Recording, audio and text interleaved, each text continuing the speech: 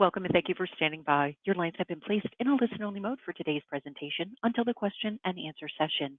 If at that time you'd like to ask a question, please press star one on your telephone keypad. However, if you would like to get into the queue at this time, you may press star one. Today's call is being recorded. If you have any objections, you may disconnect at this time. I will now introduce your conference host, Mr. Michael Cook. You may begin. Good afternoon, and thank you for joining us for today's virtual event. My name is Michael Cook, and I'm the Senior Advisor for Strategic Communications in the Director's Office at the Census Bureau. This is the second webinar the Census Bureau has held so far about our planning for the 2030 census and how the public's input is helping us better prepare for the next census, and how the lead up to the 2030. For today's webinar, I'm joined by Robert Santos, Director of the Census Bureau, Deborah Simpowski, Associate Director for Decennial Census Programs at the Census Bureau, and Tiffany Yao, Chief of the Quality Branch in the Decennial Census Management Division at the Census Bureau. Today's speakers will share on how the Census Bureau carefully reviewed the comments we received last year through the 2030 Census Federal Register Notice. This was the first time the public had an opportunity to formally give input on planning and designing the next decennial census. Immediately following these presentations, we'll begin taking your questions. Please note, if you are watching today's webinar via YouTube, you'll need to dial into the phone line to ask a question. That phone number is listed on your screen now. If you already know what you'd like to ask, you can get in line now and ask your question by dialing star one. Without further ado, I turn it over to Director Santos. Director? Hello, everyone.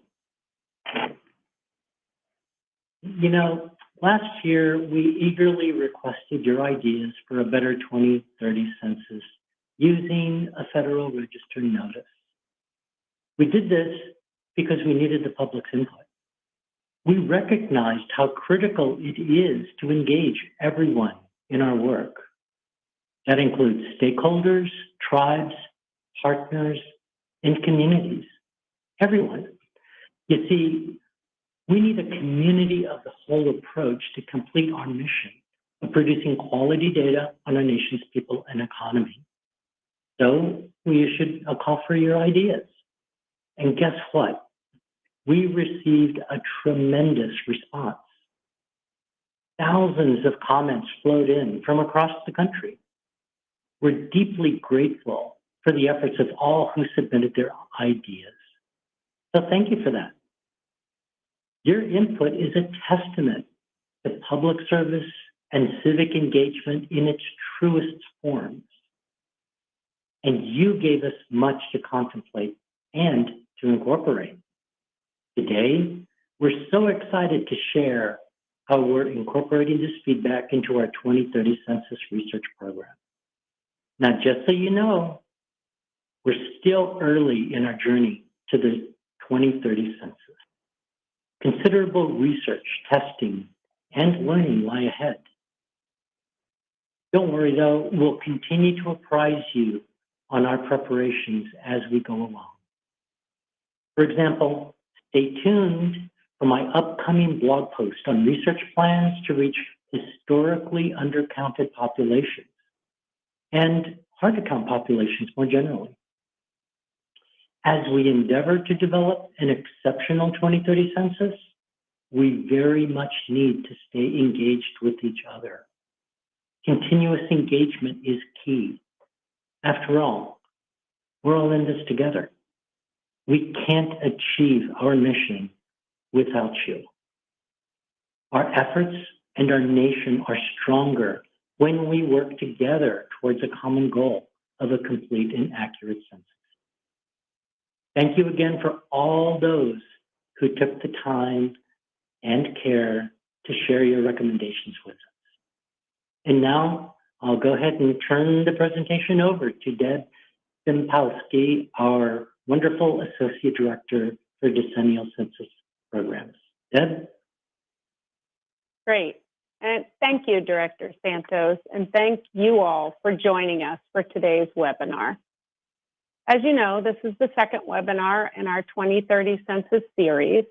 During the first webinar in July, we shared the 2030 Census research project, as well as our testing strategy and timeline.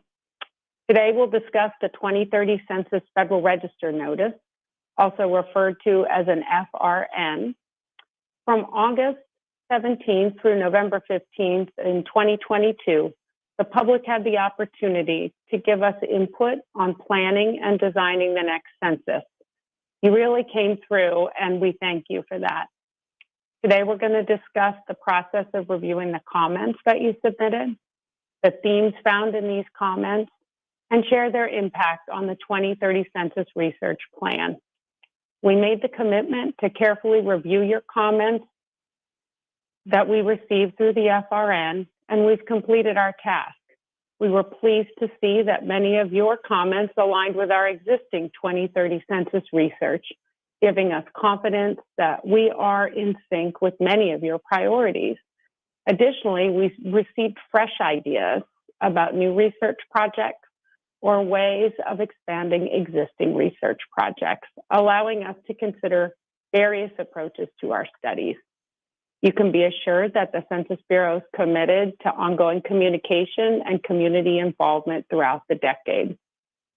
I'm now going to hand it over to Tiffany Yao, Chief of our Quality Branch in the Decennial Census Management Division, to share specifics about the FRN and what we're doing with the feedback we received.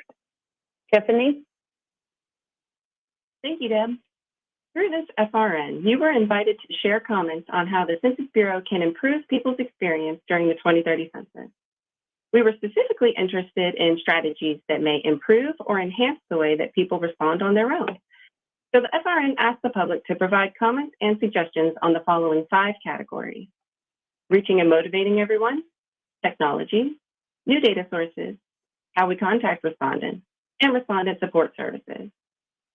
Additionally, we received comments about topics that fell outside of these 5 categories.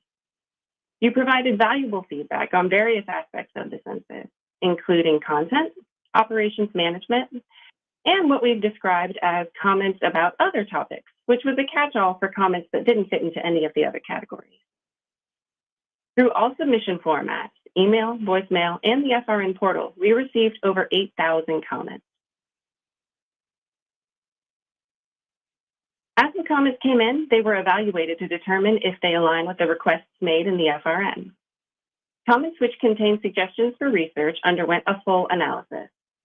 We first categorized them by FRN topic, for example, reaching and motivating everyone or technology. Then the comments were mapped to the work being carried out in an enhancement area or in other parts of the Census Bureau. They were also mapped to current 2030 Census research projects if there was a connection. We reached out to the Census Scientific Advisory Committee and the National Advisory Committee to receive their feedback. These committees concurrently reviewed the comments and gave us their prioritized research ideas, which informed our analysis process. Then, next steps were proposed for each comment. And lastly, our leadership reviewed these proposed next steps and made final decisions about incorporating this feedback into census research and planning.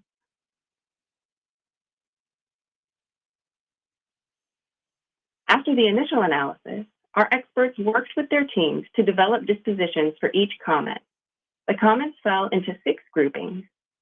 Covered by existing projects, these comments are already being researched.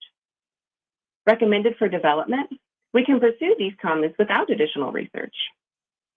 New projects are suggestions not previously included in our research and will be added to our 2030 Census Research Plan. Expanded projects contain ideas that are similar to scope covered in existing projects, so the plans will be broadened to include additional research questions. 2030 Census Program for Evaluations and Experiments, 2040 Census.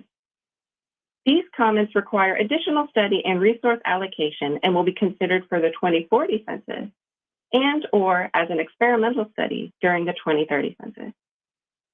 And considered but not selected, where implementation is not feasible or not in scope for the decennial census program. There was an abundance of FRN comments that aligned with existing research projects. More than half of the comments we received are already being worked as part of ongoing research. Some examples of these include suggestions to improve our messaging and advertising, to measure the accuracy of the census, and to perform market research on future mobile device technology. These comments confirmed how our priorities align with the public.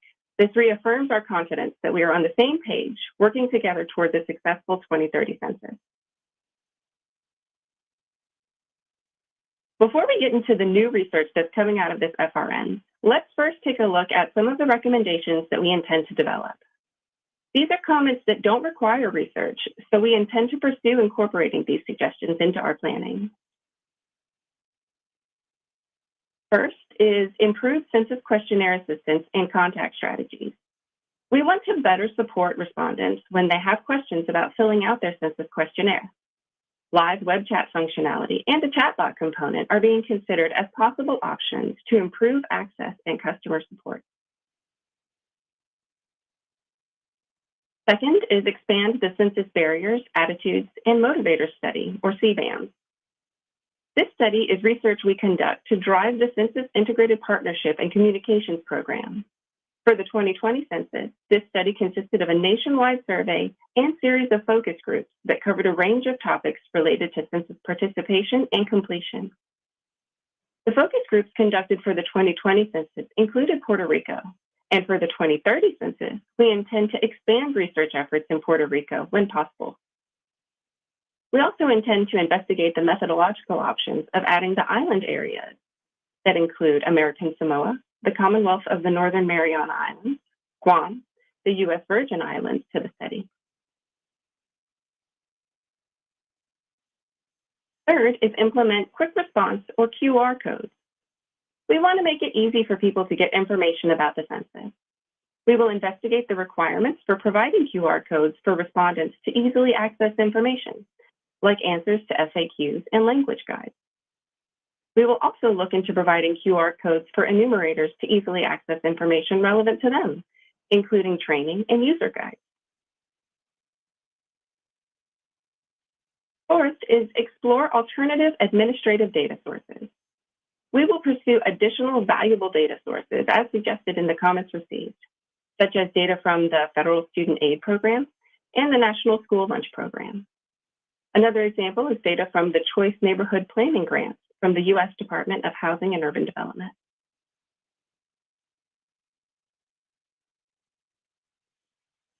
The next groupings are new and expanded interests that we plan on incorporating into our research. And instead of just telling you about them, I'm going to show you where you can learn more about the projects and the enhancement areas. Let's look at the 2030 Census Research Project Explorer tool that we shared in July.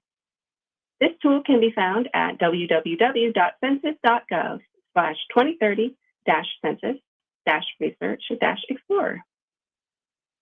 In addition to the research that we've already begun, here you'll also be able to find the new research we're incorporating, which came directly from your feedback to the FRN. Let's take a quick look at how you can navigate the tool and the information you'll find there. To identify which projects are new or have expanded in scope thanks to your feedback, we've added an orange marker on the top left corner and a banner on the bottom labeled New Information, so you can easily identify them as you scroll through the tool. Let's first look at the new research projects that were developed based on comments received.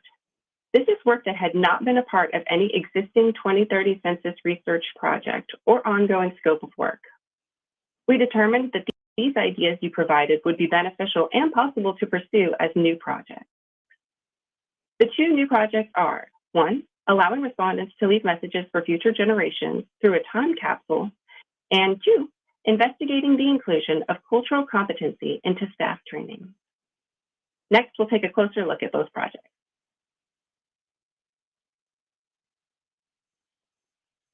The Messages for Future Generations project will consider the feasibility of adding an option to the 2030 Census questionnaire to capture a time capsule message, hopefully to increase self-response and participation in the 2030 Census.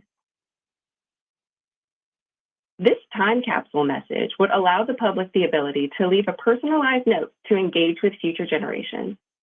If feasible, the public could access these notes 72 years after the Census Day when released by the National Archives and Records Administration, or NARA.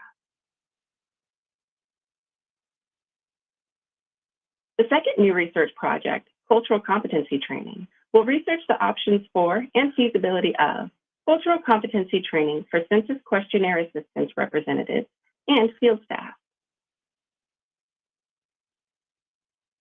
This project will help define the training content, the number of training modules, the individuals who would take training, what would trigger the requirement to take training within X number of miles from the cultural area, and the possible cost to develop the training module.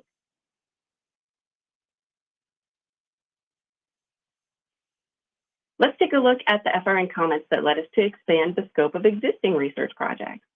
This is work that is related to an existing 2030 Census research project, but is not fully covered in the current scope definition.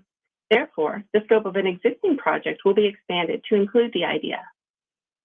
These research projects include tailored contact strategies, research to improve communications, messaging and advertising efforts, and enhance external engagement. Now let's take a closer look at each of these projects and see how they'll be broadened. First is tailored contact strategies. The current objective of this project is to examine the use of tailored contact strategies that incorporate in-office enumeration methods and estimated response propensities. We intend to expand this scope by researching the possibility of using a mass texting campaign to announce the Census Day and to encourage response. Second is research to improve communications, messaging, and advertising efforts. The current objective of this project is to conduct research that will inform a data-driven communications and advertising campaign to increase self-response and improve data quality. We intend to expand this scope by researching the messaging around the fact that NARA does not release census results for 72 years in order to build additional trust in the confidentiality of response data. Third is enhance external engagement. The current objective of this project is to explore ways the Census Bureau might be able to equip partners and stakeholders to increase their capacity to support the census, identify gaps, and leverage networks to further activate resources, such as local trusted voices, and improve response. We intend to expand this scope to include research of a partnership system that will allow requests for specific materials and information. In addition, we will engage with disability advocacy organizations and communities to improve future Census Bureau engagement.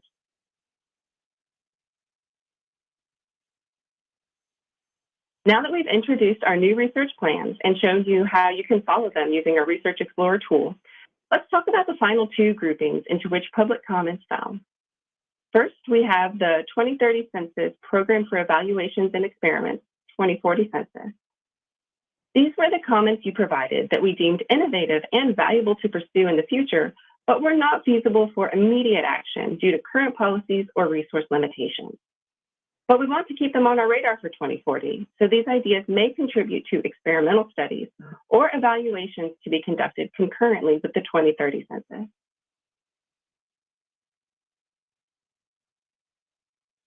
Finally, we have the grouping considered but not selected. This grouping contains comments that were considered but not selected to pursue due to past research and subject matter expertise, or they were comments that were not of a research nature, or they were out of alignment with the Census Bureau's mission. For example, do not contact households for which the Census Bureau already has a quality administrative record. While the Census Bureau has studied the effectiveness of this strategy, it is our commitment to provide each household the opportunity to respond. This is particularly important for questions that depend on personal identity and those for which administrative records data may not align with current census question formats, such as race or ethnicity questions. We have covered a lot of information here today. We've reviewed the comments that we received through this FRN and how we analyzed them. We've shown you the new and expanded 2030 Census Research projects and how to find them in the 2030 Census Research Explorer tool. And I know we are all eager to follow the 2030 Census Research projects as they move forward. Although we covered a lot today, there's still more information about the FRN that we'd like to share. Later this year, we plan to release a final report that will cover this entire effort. In that report, we'll dive deeper into this process and provide further details about our analysis of your comments. You'll be able to find information about the final report once it's been published on our website at www.census.gov/2030FRN. And we will keep you apprised of the publication date and the availability of the dedicated webpage. We thank each of you who sent in comments for your participation. We also thank those of you who joined us on the webinar today. We are committed to ongoing conversations with you throughout the planning and implementation of the 2030 census. Continuous engagement and communication with you are imperative to the success of our mission, which is to build the most complete and accurate 2030 census possible. Back to you, Michael.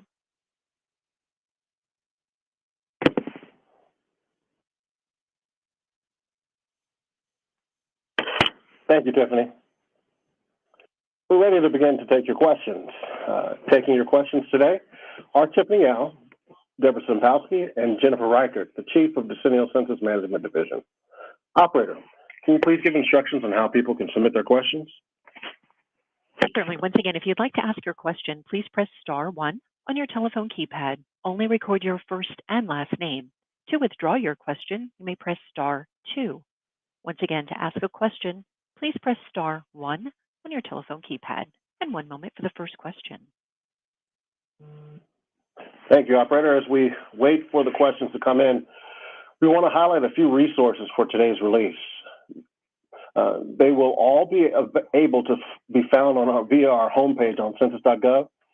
There you'll find a banner that hyperlinks to a 2030 Census Press Kit. Those resources will be available this afternoon. Okay. Looks like we're ready to start taking questions. Operator, do we have our first question?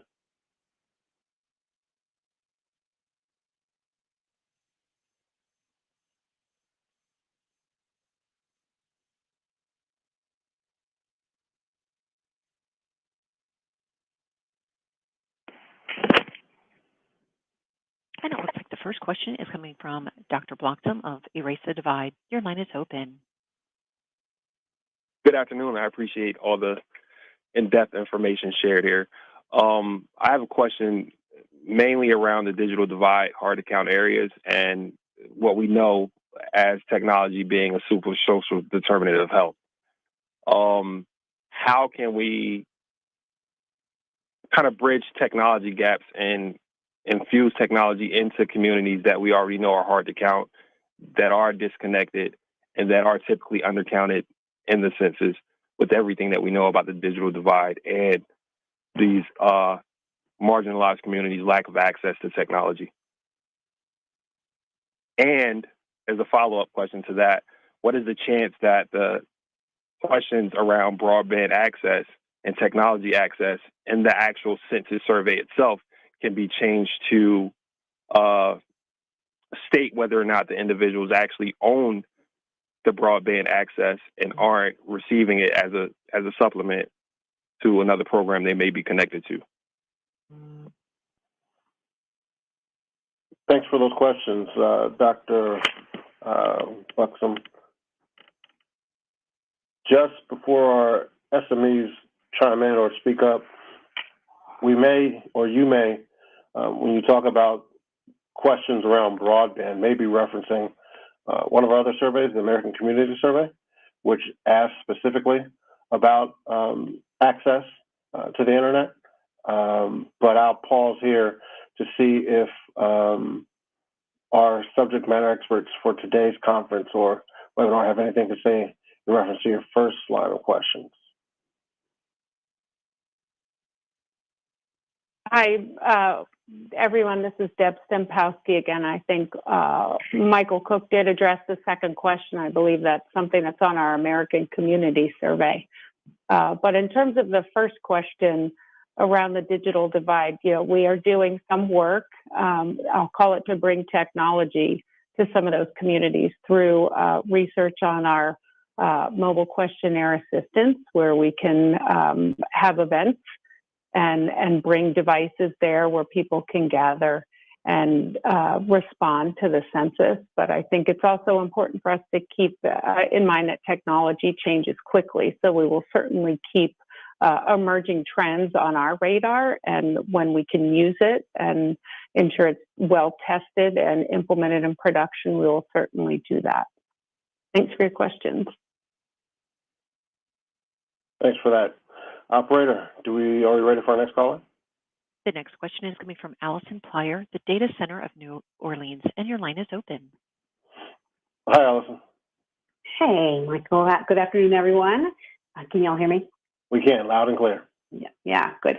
One thing I've been thinking about is about some of the metrics that are used for assessing success. There's lots of them, but kind of a key one at the end of the day is net accuracy, which I think I know you all know, but for listeners, it offsets omissions, people who aren't counted with people who are double counted. It also includes imputations in there. So that's, really, offsetting people who are double uncounted with people who are double counted really isn't indicating how accurate or fair the census is. And so there's a number of indicators like that over the years the Census Bureau has used that are frankly, a little misleading when we're looking for an accurate census that counts everybody only once, and in the right place. So wondering if you all have reconsidered focusing particularly on total net accuracy.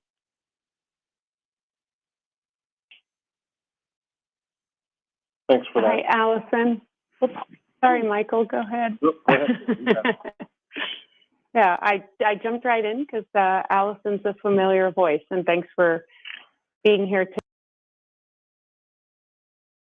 today. So I think one of the areas that we're still looking at our research or are doing some research and developing options for is around how we would measure things like we've measured through our post-enumeration survey in previous censuses. So we've got different options under consideration, and we'll share those out and the results of those as we move further along in this research period.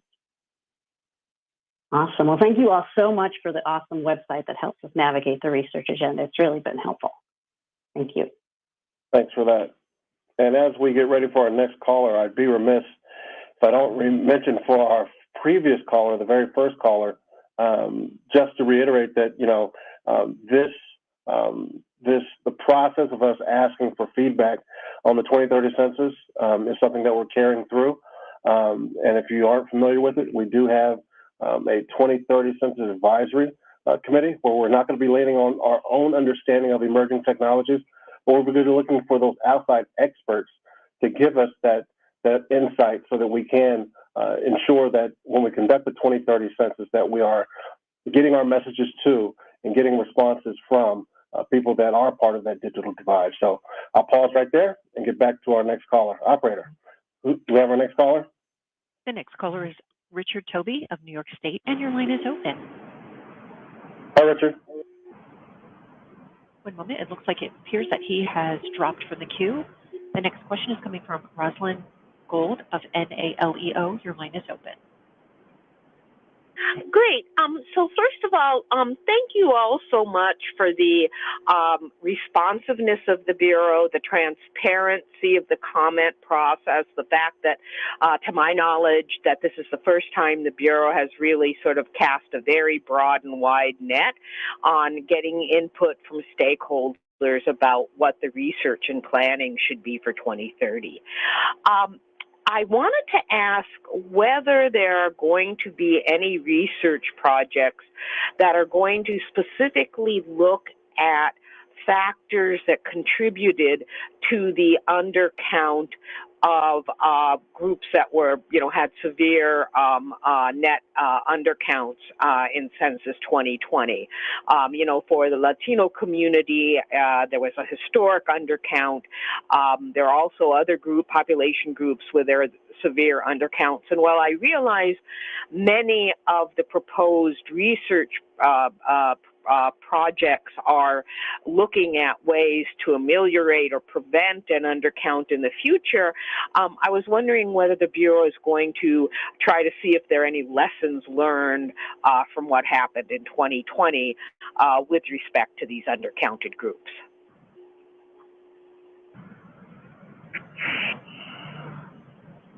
Hi, good morning. This is Jennifer Reichert. So, I think as part of these ongoing projects related to improving coverage and improving engagement, there's background work going on as part of that research. Obviously, we'll never know all of the reasons.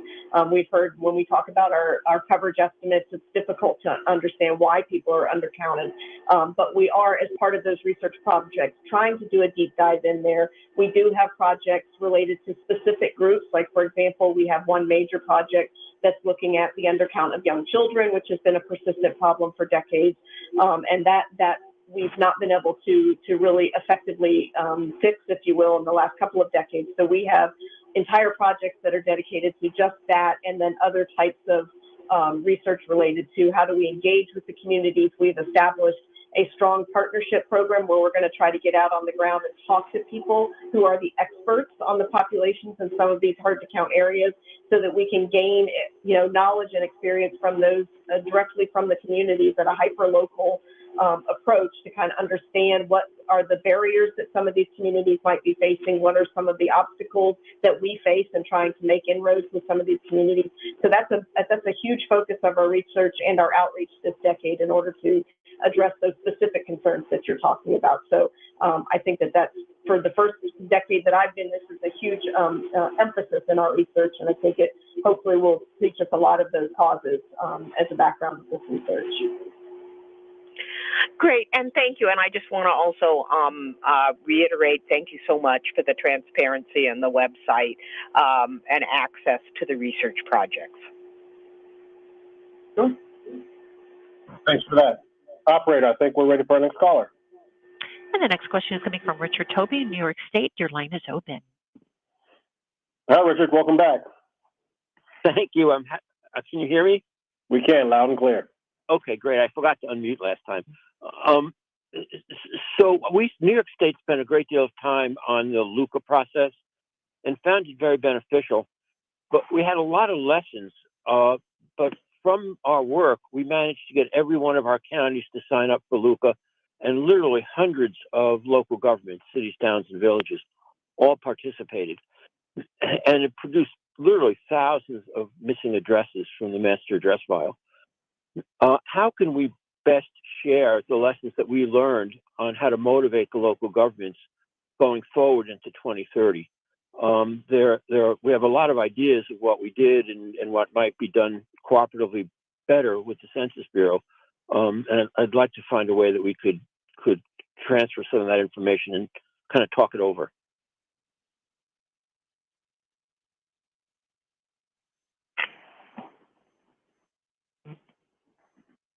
Hi, I'll jump in and thanks. And thanks for everything that you did do to get so many local governments engaged. I think we might take your name down as a spokesman on lessons learned.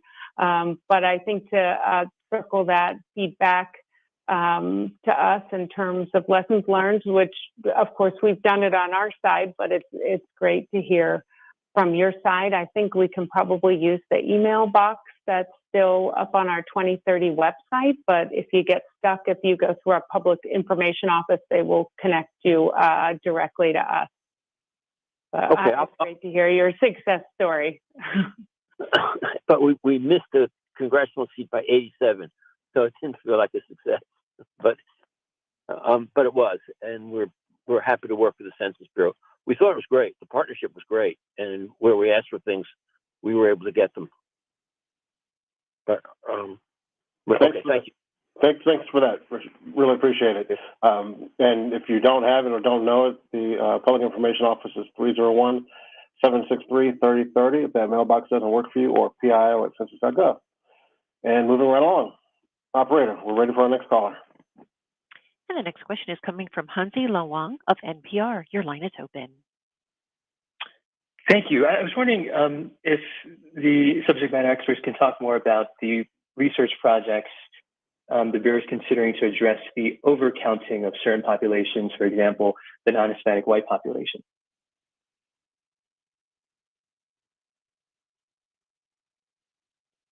Hi, Hansi. This is Jennifer. We don't have projects related specifically to addressing overcount. We do have projects in place to try to look at the data in real time as we're processing it. We are building in the use, increased use of administrative records, which is a great source of information to help us resolve any duplication or that type of thing, whether it be locally or even across the nation. So you won't see, research related specifically to undercount, but a lot of the real-time improvements that we're putting in place for our processing and for trying to address the undercount, I think as a side benefit will also address some of the overcount issues, and in particular, duplication. Like, we saw in 2020 with college students and that type of thing. We are learning from those experiences and what we learned during 2020 to try to unduplicate and taking those lessons forward into our research. A lot of that is ongoing work just to improve our processes for unduplication and processing, but we do have, as you know, an entire enhancement area that is dedicated to this real-time processing, which will help us to identify these duplication and other anomalies in real time while we'll still have the opportunity to fix it. And if I can ask as a follow-up question, the not having projects focused specifically on addressing the overcounting of populations, is that ultimately a resource-related decision, a strategy-related decision? What is the thinking behind not having any research projects specifically focusing on the overcounting of certain populations? I think the research is more focused on the causes that might lead to the overcount, so such like duplication of people across different housing units or between GQs and housing units and that type of thing. So it's really the causes of the overcounting that is being addressed through our processing and our improved monitoring of the quality of the data in real time. It's just not verbatim as that is like a project related to overcounting, but I think the improvements that we're making will address that issue. Thanks for that line of questioning, Santi. Operator, we're ready for our next caller. And the next question is coming from Mike Schneider, Associated Press. Your line is open. Hi, good afternoon. Thanks for having this. I was wondering if there was going to be any research on alternatives to differential privacy or any reconsideration of the disclosure avoidance methods for the 2030 census. Hi, Mike. This is Deb Stempowski. Thanks for your question. We've just gotten work underway in terms of our futures for disclosure avoidance under the direction of the chief scientist, Sally Keller. And so because we're just at the beginning, I think stay tuned, but we are certainly committed to improving the implementation of differential privacy that we used in the 2020 census. And I'm certain as well as we move to our next caller, Mike, that we'll be transparent as we move it through that process and share that information publicly with you and others. Operator, Absolutely. We'll take our next caller now. Thank you. The next question is coming from Candace Williams, Rural Community Alliance, and your line is open. Hi, Candace. Hello, can you hear me? Yes, we can, loud and clear. Okay. I was an enumerator in very rural Arkansas, so you may have already answered my question, but I dealt with like the duplicate addresses. So I wanted to know if there is a way for you to possibly lean on or engage local community organizations that are on the ground that know these very rural addresses to do some of that correcting. I know when I was an enumerator, I tried to do what I could as far as like notating, hey, this is a duplicate, but some of the addresses kept coming up because a digit was different or it was worded a different way. So, and I know that accounted for a lot of the, maybe the overcounting that was mentioned earlier, but just really wanted to know if there is a strategy around verifying, these addresses before enumerators are sent out, in 2030, for the 2030. Candace, this is Jennifer Riker. Yes, I think as we know with the MAP, we made huge strides with the master address file between 2010 and 2020, and we will continue to do that through the use of our geographic support program. One of the big efforts within that program is doing that sort of local outreach with local governments to try to share information and to share data. So where local governments can give us information, whether it be imagery or GIS information for their local areas, we are absorbing all of those data into our processing to make sure that the master address file is as accurate as possible, and we reduce that level of duplication.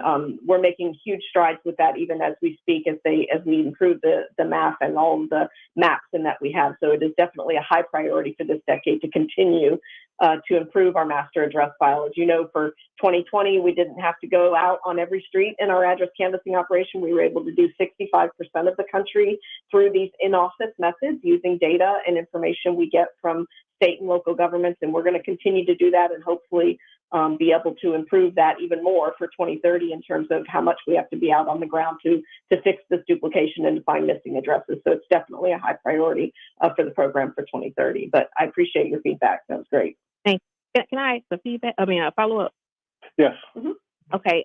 With the ACS, I was in a meeting this week, and it was mentioned that the ACS does not have to go to every county now. Is that true? Are you just counting a certain percentage from each state now, or collecting that data from a certain percentage of each state instead of like drilling down to each county? Thanks for that line of questioning, Candace, and I really definitely want to thank you for your service as an FR. As you may know, and others may not know, the American Community Survey is a sample survey, whereas the census, the decennial count that we do every single decade, is a 100% count of the population. And so the American Community Survey, yes, is a sample. And so, as we like to say, it's that former long form of the census where it does not go to every single household. Operator, I think we're ready for our next caller. The next question is coming from Maria Della Flor, e-Business Consultants. Your line is open. Hello, good afternoon. Thank you very much for this presentation. Actually, I had the opportunity to make a presentation on September the 21st, and this is from the point of view of industrial organizational psychologists, and also taking into account diverse demographic groups among the psychologists. And I was wondering concerning the prevention of this duplication of data, and looking at this from the perspective of the Hispanic and Latino communities that are blended as one ethnic group. I was wondering if you could inform me about the advances made in the establishment of a clear distinction between what is meant for origin, ethnicity, and race.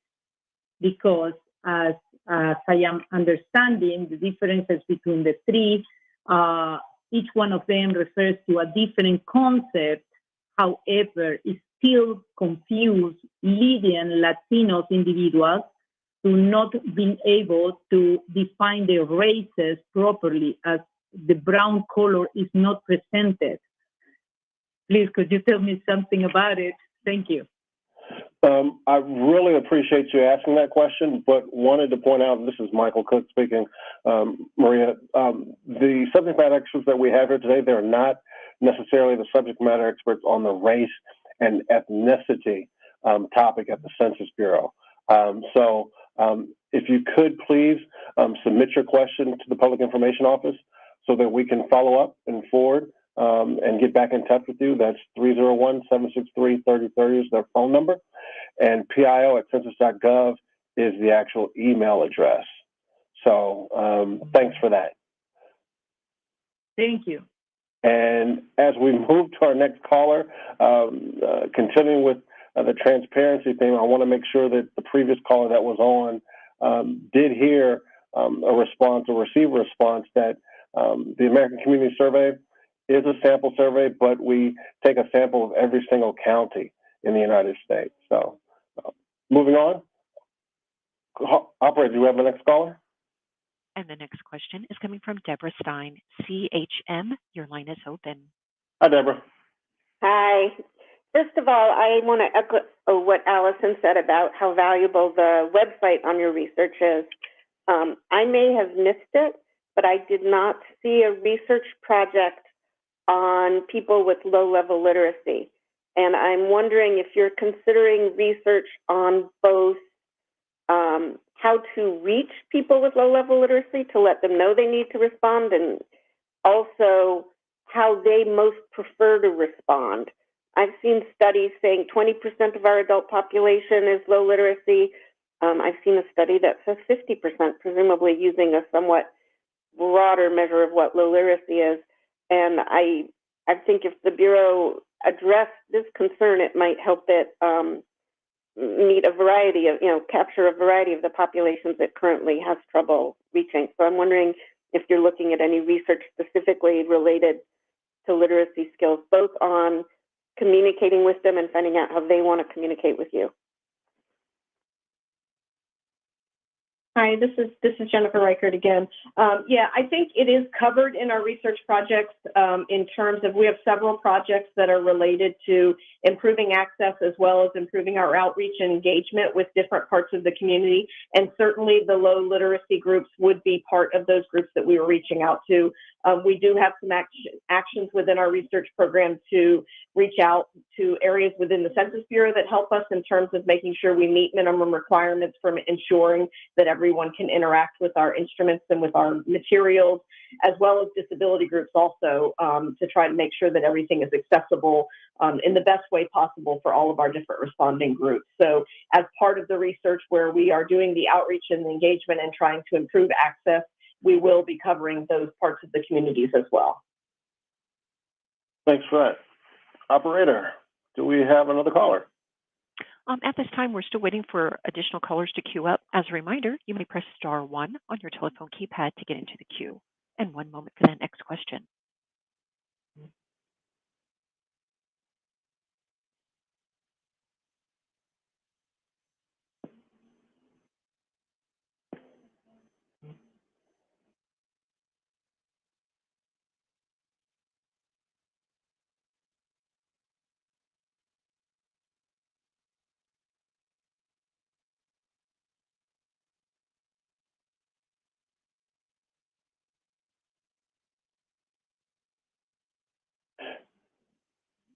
I'll note some of the major upcoming releases while we give just a couple more seconds for people to ask their questions. On October 19th, the Census Bureau will release new geographic mobility and place of birth data at the state level. These data come from the 2022 American Community Survey, ACS. And on October 24th, the Census Bureau and the Bureau of Labor Statistics will jointly hold the first in a series of webinars to share updates and lay the groundwork for improvements to the current population survey. Finally, on December 7th, we will release the American Community Survey 5-year estimates. Operator, do we now have any more callers? Yes, we do have a question coming from Allison Pryor, the Data Center of New Orleans. Your line is open. Hello. Well, since there was a little extra time, I hope it's okay if I ask a follow-up question. Yes, it is. Okay, awesome.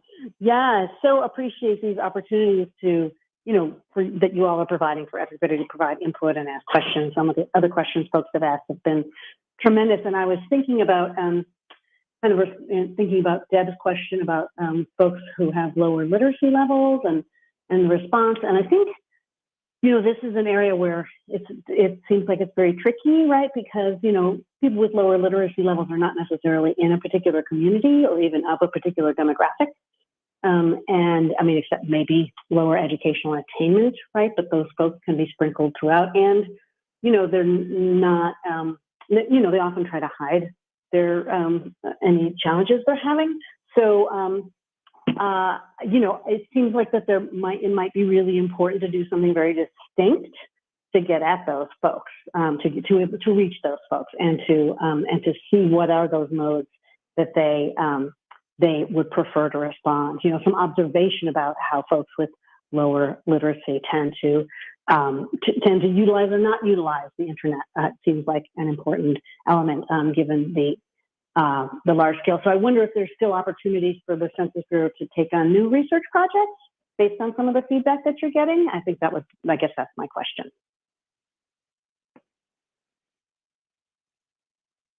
I think that we are always willing to take on new research in as much as it will improve our ability to increase response and increase accessibility. Like I said, I think as part of our research, we are reaching out to the experts in these types of areas to make sure that we're making all of our products and our response options as accessible as possible.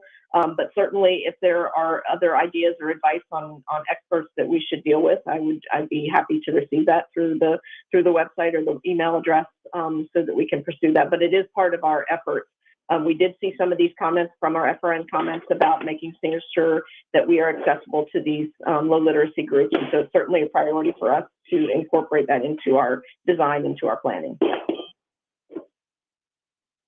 Awesome. Thank you. And thank you for that.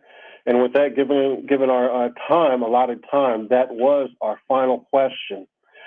If you have additional questions after today's webinar and you didn't get an opportunity to ask it, please contact the Public Information Office at 301-763-3030 or email us at pio@census.gov. Or if you have more general questions, please contact our Customer Service Center.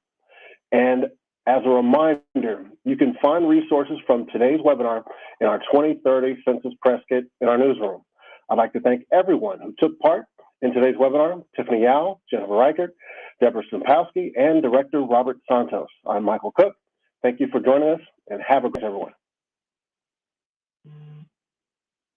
This will conclude today's conference. All parties may disconnect at this time.